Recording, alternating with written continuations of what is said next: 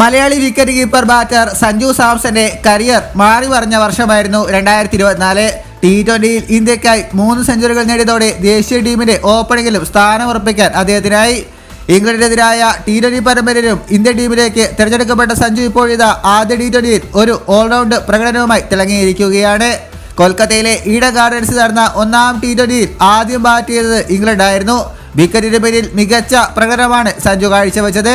ആദ്യ ഓവറിൽ അർഷദീപ് സിംഗിന്റെ പന്തിൽ ഫിൽസാൾട്ടിനെ ക്യാച്ച് എടുത്ത് പുറത്താക്കിയ സഞ്ജു പിന്നീട് ഒരു കിടിലൻ സ്റ്റംപിംഗും നടത്തി. അക്സർ പട്ടേലിന്റെ പന്തിൽ അറ്റ്കിൻസിനെതിരെയാണ് ഒരു അതിവേഗ സ്റ്റംപിങ്ങിലൂടെ സഞ്ജു പുറത്തേക്ക് പറഞ്ഞയച്ചത്.